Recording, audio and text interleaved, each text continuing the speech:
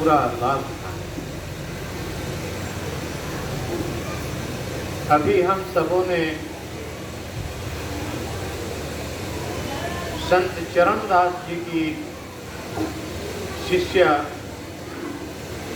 भक्ता सहजो भाई का एक बहुत ही सुंदर भजन सुना।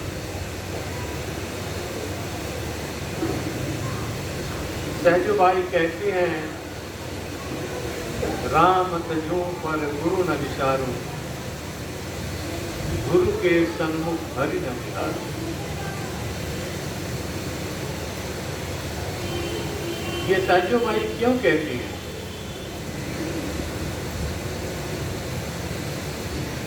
ये सहजो भाई इसलिए कहती हैं कि भगवान ने तो हमको जन्म दिया,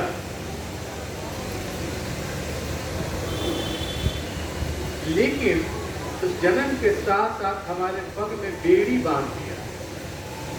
वो कैसी बेड़ी बांध दी भगवान ने? माया और मोह की बेड़ी बांध दी।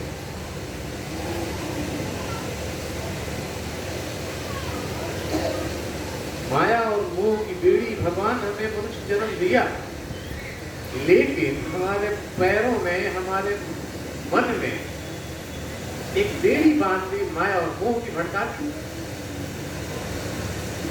लेकिन गुरु ने क्या किया? गुरु ने ज्ञान देकर के हमें उस माया मोह से अलग कर दिया।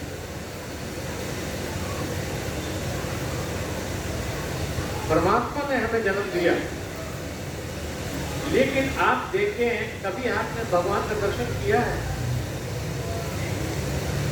हम मंदिर में जाते हैं, व्रत करते हैं, उपवास करते हैं, बहुत नाना कर्म कांड करते हैं, तीर्थ यात्रा करते हैं, लेकिन क्या किसी ने कभी भगवान का दर्शन किया? उस परमात्मा ने हमें जन्म तो दिया, लेकिन अपना रूप छुपा लिया, कोई देख ही नहीं पाया उसको। हम मंदिरों में जाते हैं, पुजारी से निवेदन करते हैं, पुजारी जो है तो मंदिर का दरवाजा खोल देता है, पट खोल देता है, और उस भगवान की मूर्ति जो रखी हुई है, हम उस पर फूल, जल, बेलपत्र, पूजा के जितने भी विग्रह हैं, हम सब उनको समर्पित करते हैं, लेकिन हमने कभी उस ईश्वर का दर्शन नहीं देखा। सहजो भाई कहती हैं कि परमात्मा ने तो अपने निज स्वरूप को छुपा लिया, जन्म देकर के अपने चेहरे को छुपा लिया, लेकिन उसका दर्शन किसने कराया? गुरु दीपक ने ताहि दिखाया।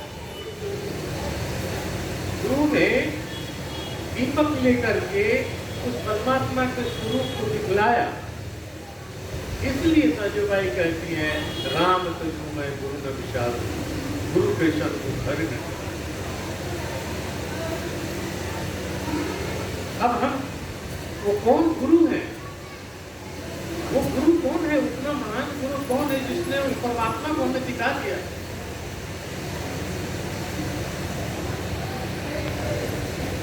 आप देखिए, उस गुरु के बारे में सोचे जिसने हमें परमात्मा का दर्शन कराया। जैसे आप मंदिर में जाते हैं, पुजारी से निवेदन करते हैं, वो भगवान का दरवाजा खोल देता है, वैसे ही जब हम भगवान से प्रार्थना करते हैं,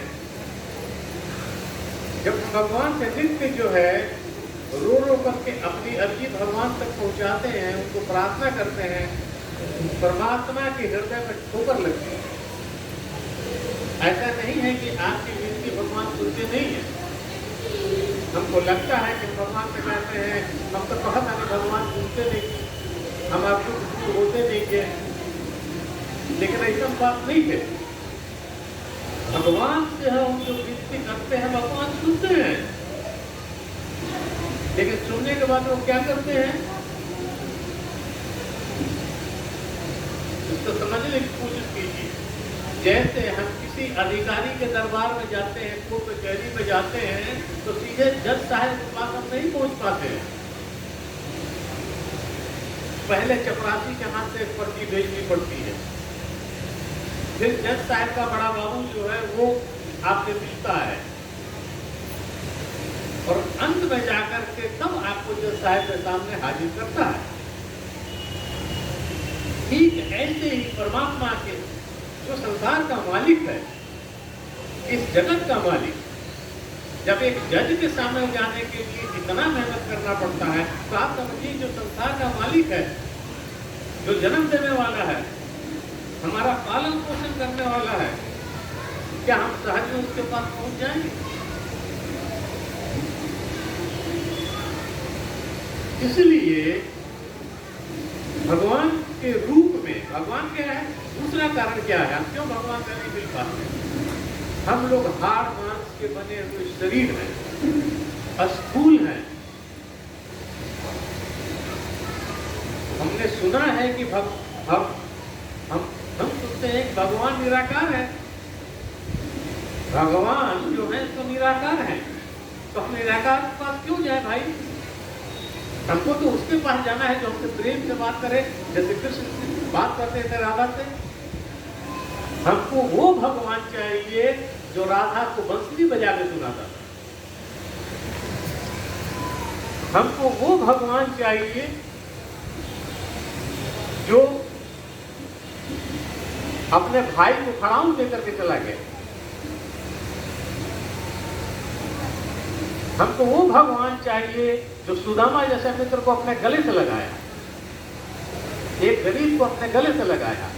हमको निर्विकार भगवान नहीं चाहिए, हमको चाहिए हमारा जैसा भगवान। हम जैसे हैं, हमको भूख लगे तो हमको हाथों से खिलाए, हम किसी दुख में रोए तो हमारे आंसू पोंछे, हमारे सुख में हमारे साथ हंसे। हमको जब गाना का मन सुनने का हो तो बंसुरी बजाए, गाना सुनाए। ऐसा भगवान हम कहाँ से ढूंढ कर लाए? इसलिए उस परमात्मा ने उस पुजारी बड़े बाबू के रूप में संतों को इस पृथ्वी पे भेजा। संतों को इस पृथ्वी पे भेजा कि तुम हमारे रिप्रेजेंटेटिव बन करके जाओ, और ये भोली भाली माताएं, ये बच्चे, ये बूढ़े बुजुर्ग, इनकी प्रार्थना सुनो, इनकी फरियाद सुनो,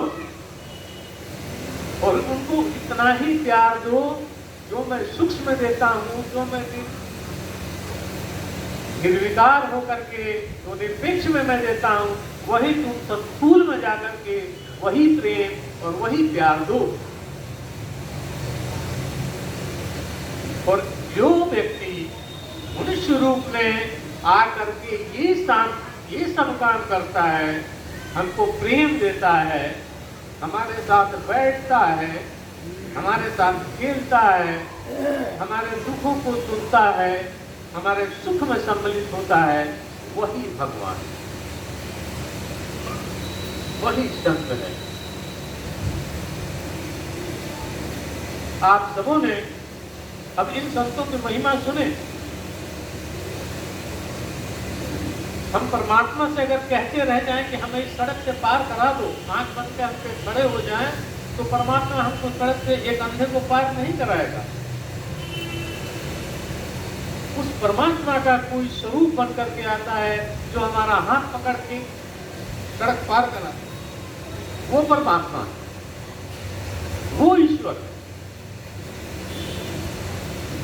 एक भूखा भिखारी जो है किसी स्टेशन पे, किसी सड़क पे बैठा हुआ भीख मांग रहा है, तो भोजन नहीं मिल रहा, आत्मा उसकी दुखी है, भूख से बेचैन है, प्यास से बेचैन है। वो परमात्मा उसको भोजन नहीं देता है, लेकिन वो किसी माध्यम से, किसी के माध्यम से, हो सकता है आप पहुंच जाए, उसको खाना लेकर के खिला दे, वो परमात्मा है, वो ईश्वर है। ऐसे ही एक संत, आप सबसे इतनी माताएं यहाँ पे आई हैं, हम अगर इतिहास देखें हम रामायण पढ़े, हम जो है सो वेदों की बात, वेदों की कहानियां अगर हम देखें तो इसमें कितनी माताएं हुई, कितनी माताएं बड़ी बड़ी संत हुई जिन्होंने कभी पढ़ा लिखा नहीं। सहजो सिर्फ 9 वर्ष की उम्र की थी, गुरु ने एक आवाज लगाई, सहजो के मन में बैराग हुआ कि मैं शादी करके क्या करूंगी, और वो गुरु के साथ हो गई। ऐसे ही रामायण में एक ऐसी भक्ता हुई जो आँख की तरह से एक माता थी। वो जब अपने गुरु के दरबार में पहुंची, मतंग ऋषि के दरबार में पहुंची, जात की भीलनी, उस दरबार में, ऋषि के दरबार में औरतों को जाना मना था। वो बच्ची थी, वो जानती थी कि मैं छोटे जात की हूँ, मैं इस आश्रम में नहीं जा सकती, लेकिन छुप छुपा के गई। तो उस बच्ची को छोटेपन में इतना विवेक आ गया था कि मैं सेवा से मैं किसी को खुश कर सकती हूँ। सेवा करती रही, करती रही, करती रही।